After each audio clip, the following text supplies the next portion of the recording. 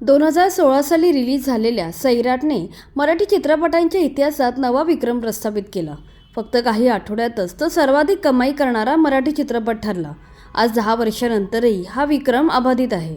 या चित्रपटात मुख्य भूमिका साकारणारे रिंकू राजगुरू आणि आकाश ठोसर हे कलाकार रातोरात सुपरस्टार झाले. एका सामान्य घरातून आलेले हे कलाकार प्रसिद्धीच्या शिखरावर पोहोचले. अभिनेत्री रिंकू राजगुरू आजही अनेक चित्रपटात झळकत असते. मात्र अभिनेता आकाश ठोसर सैराटनंतर केवळ 3 चित्रपटात झळकला. याशिवाय गेली काही वर्ष तो अभिनय क्षेत्रापासून देखील लांब आहे.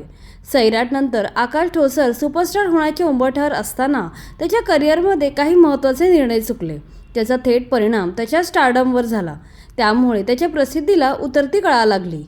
त्याचे हे निर्णय समजून घेतले तर त्याचा डाऊनफॉल नक्की कसा झाला याबद्दल माहिती मिळते. चला तर जाणून घेऊया आकाश ठोसरचा एक सामान्य मुलगा ते सुपरस्टार आणि नंतरचा डाऊनफॉलचा संपूर्ण जीवन प्रवास. अभिनेता आकाश ठोसर ह्याचा जन्म 24 फेब्रुवारी 1993 रोजी करमाळा येथे झाला. त्याचे वडील मजुरी काम करत होते तर आई गृहिणी होती. त्यामुळे त्याचे आयुष्य पूर्णपणे सामान्य होते. लहानपणापासूनच त्याला कुस्तीची विशेष आवड होती. त्यामुळे तो कुस्तीचे रिसर शिक्षण घेत होता. पुढे जाऊन पोलीस किंवा आर्मीमध्ये जाण्याचे त्याचे स्वप्न होते. मात्र कॉलेजमध्ये असताना अचानक त्याला चित्रपटसृष्टीत येण्याची संधी मिळाली. तो एकदा बसची वाट पाहताना नागराज मंजुळे यांनी त्याला पाहिले. यानंतर त्याला ऑडिशनसाठी बोलवण्यात आले. ऑडिशननंतर त्याची सैराट या चित्रपटासाठी निवड झाली. विशेष म्हणजे त्याला सुरुवातीला तो चित्रपटाचा मुख्य नायक असेल ह्याचीही कल्पना नव्हती. अशा प्रकारे कोणताही फिल्मी बॅकग्राऊंड नसताना केवळ योगायोग आणि उपजत टॅलेंट यामुळे त्याला त्याचे आयुष्य बदलून टाकणारी संधी मिळाली. नागराज मंजुळे यांच्या मार्गदर्शनाखाली आकाशने सैराटमध्ये दमदार अभिनय केला.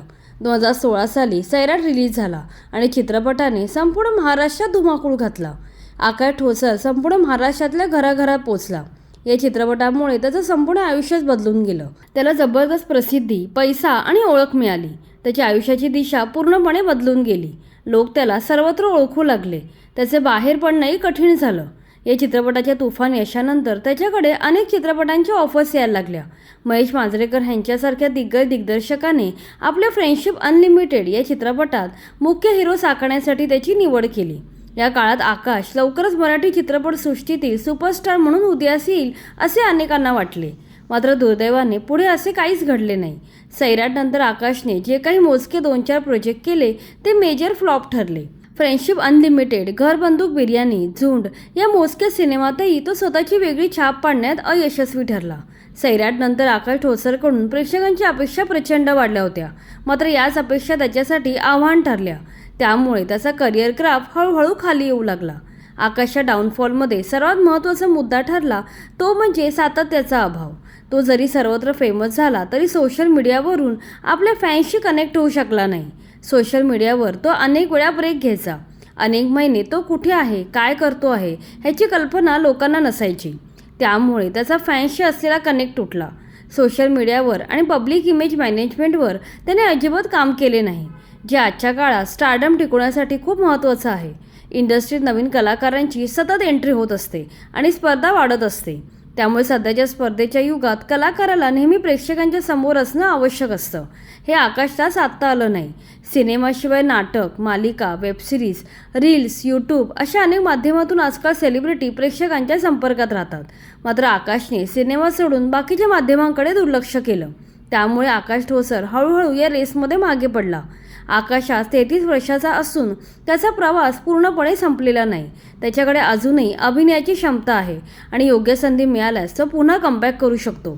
मराठी सिनेमात असे अनेक कलाकार आहेत ज्यांनी दुसऱ्या इनिंगमध्ये मोठं यश मिळवलं आहे.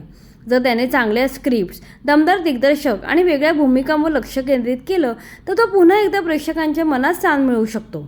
सिनेमाप्रमाणे नाटक, मालिका, वेबसिरीज यामध्ये काम करून तो नवे प्रेक्षक जोडू शकतो. मात्र यासाठी जास्त मेहनतीची गरज आहे. एकूण पाहता आकाश ठोसरकडे टॅलेंट होते, मात्र फक्त प्रतिभा असून यश मिळेल ह्याची खात्री देता येत नाही. चित्रपटसृष्टीत यशस्वी होण्यासाठी टॅलेंटप्रमाणेच टायमिंग आणि सातत्य असावे लागते. एकूणच काही स्ट्रॅटेजिक निर्णय चुकल्यामुळे सैराटच्या अफाट यशानंतरही आकाश मराठी चित्रपटसृष्टीवर वेगळा प्रभाव टाकू शकला नाही. अशा प्रकारे एक सामान्य मुलगा ते सुपरस्टार आणि नंतर लोकप्रियतेतील उतार यामुळे आकाशचा जीवनप्रवास अत्यंत वेगळा आणि रोचक आहे. बाकी तुम्हाला व्हिडिओ कसा वाटला ते आम्हाला कमेंटमध्ये नक्की सांगा. व्हिडिओ आवडला असेल तर लाईक करा आणि मराठी चित्रपट सृष्टीशी निगडीत अशाच माहितीपूर्ण व्हिडिओजसाठी आमच्या चॅनलला सबस्क्राईब करा.